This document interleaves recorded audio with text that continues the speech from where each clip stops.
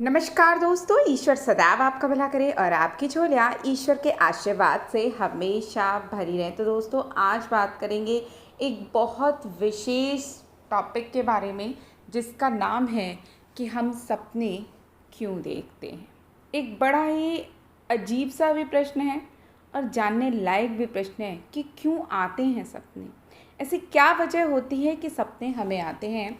और इस वीडियो में भी, जैसे कि मैं अपने अन्य वीडियो में ज्योतिषीय रूप और जो हमारा मनोविज्ञान कहता है, उन दोनों ही चीज़ों को बताने का प्रयास करूँगी, उन दोनों ही पहलुओं पर कुछ प्रकाश डालने का प्रयास करूँगी। तो अगर मैं सिर्फ मनोविज्ञान की बात करूँ तो मनोविज्ञान कहता है, खासकर जो मनोवैज्ञानिक हैं उनके अनुसार, हम जो भी सपने देखते हैं वो हमारा जो मस्तिष्क है। अब देखिए, अगर हम पहली बात करें मस्तिष्क की, तो मस्तिष्क की जो चेतना है, मतलब जो चीज़ हम डेली दिन भर काम कर रहे हैं, वो हमारा चेतन मस्तिष्क है। और पूरे जीवन भर की जितनी घटनाएं हमने देखी, जो कुछ हमारी आंखों के सामने से गुजरा, जो कुछ हमने किया, वो सब कुछ हमारे अवचेतन मन में चला जाता है। और ये जो हमारा चेतन मस्तिष्क, अर्थात जो हमारा एक्टिव माइंड है, जब हम सो जाते हैं तो हमारा जो दूसरा माइंड है, अर्थात जो हमारा अवचेतन मस्तिष्क है, वो एक्टिव हो जाता है और इंसान के जीवन में घटी घटनाओं, अनेक प्रकार की जो भी चीज़ें उसने ऑब्ज़र्व की हैं या उसके साथ जो कुछ भी हुआ है, उन चीज़ों में जो भी चीज़ जो प्रेशरफुल है उसके लिए, उसको दिखाता है।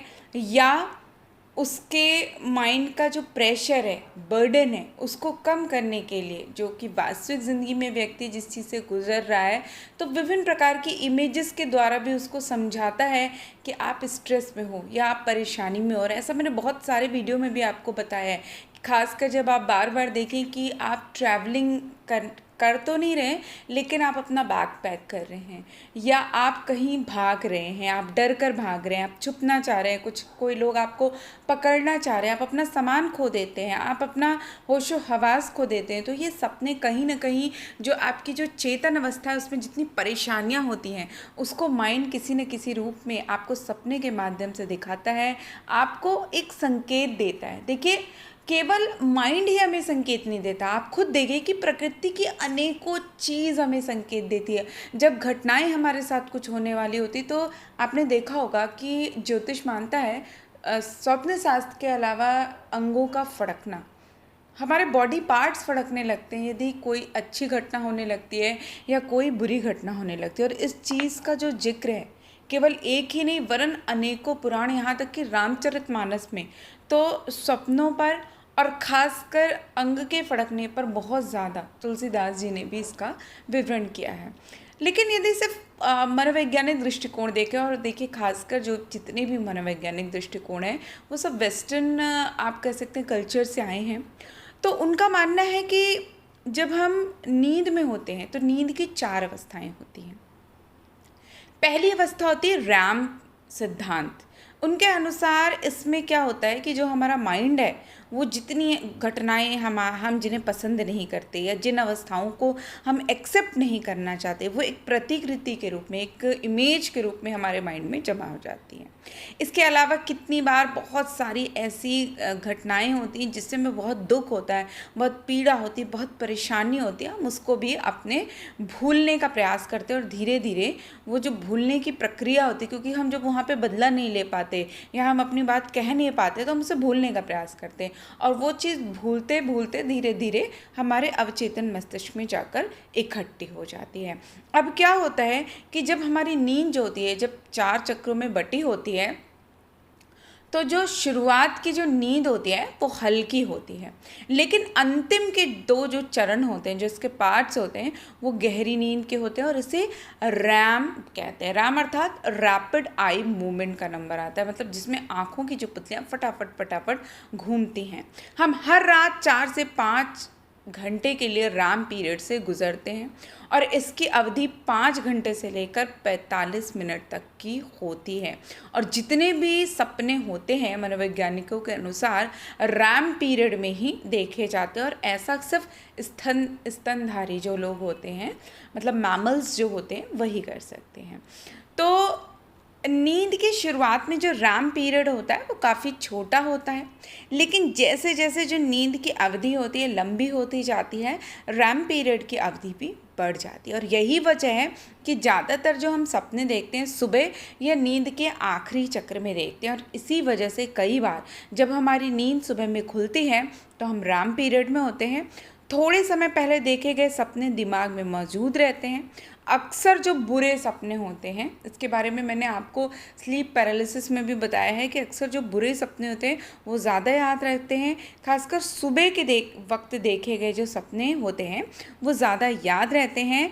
और इसका सबसे मेन रीज़न क्या है कि रैम पीरियड में जो है हमारी नींद खुल जाती है, और जिसकी वजह से जब भी आप किसी मृत व्यक्ति को देखते हैं या मरे हुए व्यक्ति को जिंदा देखते हैं, भूत प्रेत पिशाच या कोई ऐसी घटना देखते हैं जिससे आपको डर लगे, कोई आपका पीछा कर रहा है, कोई कोई आपको मार रहा है, तब उन सपनों को देख के एकदम से जो आपकी नींद खुल जाती है वो भी इसी पीरियड में देखे जाते हैं। बहुत लोग ऐसे भी होते हैं जो बार बार सिर्फ बुरे ही सपने देखते हैं, भाग रहे हैं, डर रहे हैं, तो कहीं ना कहीं उनके वास्तविक ज़िंदगी में भी कोई एंग्जाइटी चल रही होती है, और इसको मनोवैज्ञानिक ड्रीम एंग्जाइटी डिसऑर्डर भी कहते हैं। और इस बीमारी के इलाज की भी ज़रूरत होती है, और इसका अगर ठीक से इलाज ना हो तो अन्य बहुत सारी परेशानियों के खतरा पैदा होने का अंदेशा रहता है।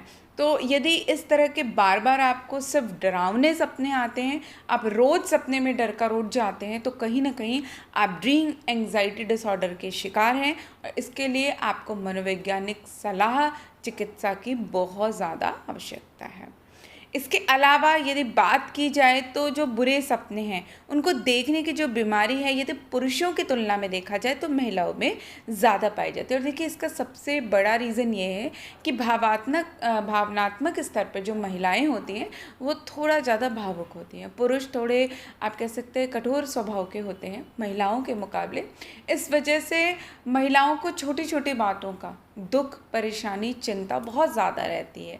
तो इस वजह से जो बुरे स्वप्न हैं वो महिलाएं पुरुषों के मुकाबले ज़्यादा देखती हैं। अब यदि बात करी जाए ज्योतिषी दृष्टिकोण की, यदि हम अपने पुराण उपनिषद, खासकर देखिए भविष्य पुराण में, तो स्वप्न के क्या फल होते हैं, क्या इनके अर्थ होते हैं, इन सब चीज़ों के बारे में बताया गया है। इसके अलावा अग्नि पुराण में भी इसके बारे में बताया गया है। तो उपनिषदों की अगर बात की जाए तो आत्मचेतना में जब हमारी आत्मा की गति जो होती है वो स्थूल कोशों से सूक्ष्म कोशों की ओर बढ़ती है, तो उस वक्त हम स्वप्न देखते हैं। अब देखिए, हमारा जो विज्ञान है प्राचीन काल से वो ये मानता है, और आज तो वर्ड भी ये मानता है कि आत्मा एक अलग चीज़ है, और ये शरीर सिर्फ तब तक है जब तक ये आत्मा उसके अंदर है। और हम इस आत्मा की शक्ति के द्वारा सिर्फ मेडिटेशन के थ्रू बहुत कुछ जान जाते हैं। और कहीं ना कहीं मेडिटेशन भी एक ऐसी अवस्था है जिसमें हम जागृत होकर बहुत सारी चीज़ों को विजुलाइज करते हैं। तो जब हमारी आत्मा की भी, हमारा जो पुराण है, उपनिषद है, वो मानते हैं कि हमारी आत्मा की भी 4 अवस्थाएं होती हैं। पहली अवस्था होती है जागृत, जागने की स्थिति, जिसमें इंद्रियां अपने होशोहवास में रहती हैं, जिस पे हम कंट्रोल कर सकते हैं। दूसरी स्थिति होती है स्वप्न। वह स्थिति होती है जब हमारी सारी जो इंद्रियां हैं वो सो जाती हैं, लेकिन हमारा मन जो है वो काम करता रहता है, और वो अपने आप बहुत सारी चीज़ों की सृष्टि, अर्थात उन चीज़ों को बनाने लगता है। इसके अलावा एक अवस्था होती है सुषुप्ति, वह स्थिति जिसमें मन भी सो जाता है, स्वप्न भी नहीं आते, लेकिन जब हम जागते हैं तो एक छोटी सी स्मृति या छोटी सी याद रह जाती है, और हम कहते हैं नींद बहुत अच्छी आई। मतलब हमने जो भी सपने देखे वो हमें याद नहीं रहते, और हम कहते हैं बड़ी गहरी नींद सोई।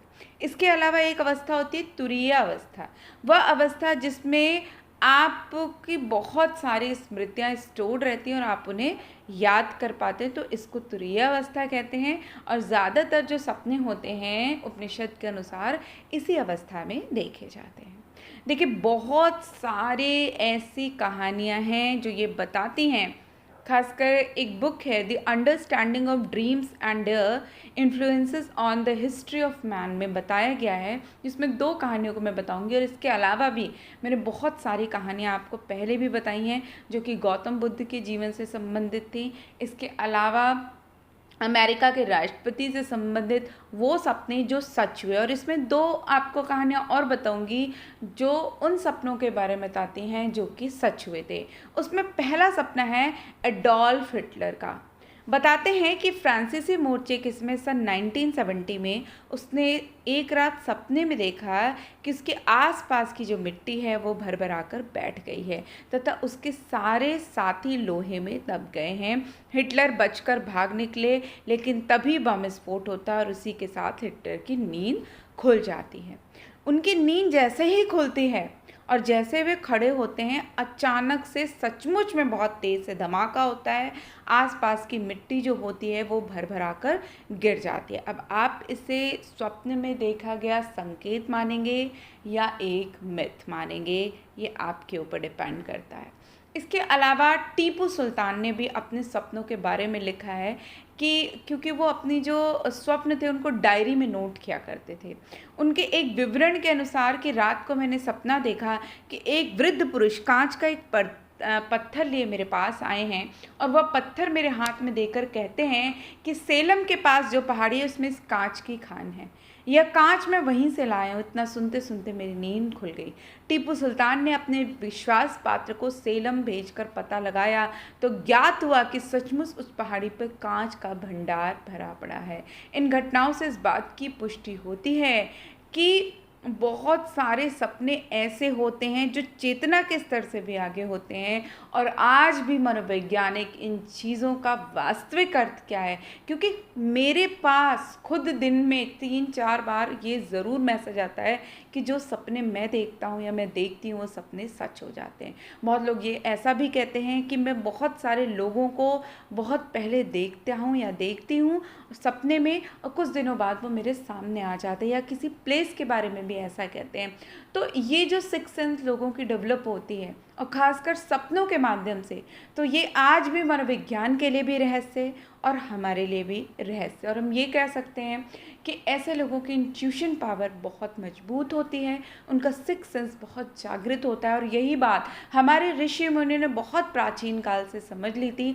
और आज भी अगर मैं अपनी पर्सनल बात भी करूँ तो आज भी, क्योंकि मैं जितना फीडबैक लेती हूँ जितने कमेंट्स के माध्यम से, उसमें लोगों के खुद कमेंट्स आते हैं कि जी हमने ये सपना देखा और जो आपने बात बताई थी वो 80 to 90% बात सही हुई। कितनी बार वो एस्ट्रोलॉजिकल भी सही होती है और वो कितनी बार साइकोलॉजिकल भी सही होती है। तो हमारा माइंड हमको किस स्तर पे क्या चीज़ दिखा रहा है, उसके लिए हमारी चेतना का भी डेवलप होना ज़रूरी है। जब हम बात करते हैं एस्ट्रोलॉजिकल सपनों की, तो जब हमारी जो इंद्रियां हैं वो बहुत जागृत होती है, धार्मिक भावनाएं बहुत होती हैं और ख़ासकर हम अपनी इंद्रियों को इस ब्रह्मांड के इन 5 तत्वों से जोड़े रखते हैं या हमें प्रकृति संकेत देती है, तो निश्चित रूप से बहुत सारी भविष्य में घटनाएं जो भी हमें होने वाली होती हैं वो भी स्वप्न के माध्यम से दिखती हैं और बहुत सारे अच्छे बुरे परिणाम भी स्वप्न में दिखाई दे सकते हैं। तो हम पूरी तरह से इस बात को नहीं कह सकते कि पूरी तरह से मनोविज्ञान सही है और ना पूरी तरह से ये कह सकते हैं कि एस्ट्रोलॉजिकल बात ही सही होती है। ये हर इंसान के साथ अलग अलग तरीके से वर्क करता है और यही वजह है कि मैं अपने जितने भी वीडियोज़ होते हैं उसमें साइकोलॉजिकल और एस्ट्रोलॉजिकल दोनों रीजंस बताती हूँ, क्योंकि हर इंसान का इस धरती में इस प्रकृति से रिएक्ट करने का तरीका अलग है। प्रकृति उससे क्या बता रही है या वो वास्तविक ज़िंदगी में क्या है, हम उसे नहीं जानते हैं। तो हर इंसान का जो प्रकृति के साथ संबंध है वो अलग अलग तरीके से है। किसी को प्रकृति संकेत देती है, किसी को प्रकृति संकेत नहीं देती है। और यही वजह है कि बहुत लोग साइकोलॉजी को मानते हैं और बहुत लोग एस्ट्रोलॉजी को भी मानते हैं। तो आशा करती हूँ आपको मेरी ये आज की दी हुई जानकारी पसंद आई होगी और आपके बहुत सारे डाउट्स भी क्लियर करने का मैंने प्रयास किया। देखिए जितना मुझे पता था मैंने अपनी ओर से पूर्ण प्रयास किया आप उस चीज़ को बताने का। और आशा करती हूँ आपको हमारी आज की दी हुई जानकारी पसंद आई होगी। ऐसे ही रोचक जानकारियों के लिए कृपया आप हमारे चैनल को लाइक, सब्सक्राइब और शेयर अवश्य करें। तब तक के लिए दोस्तों नमस्कार।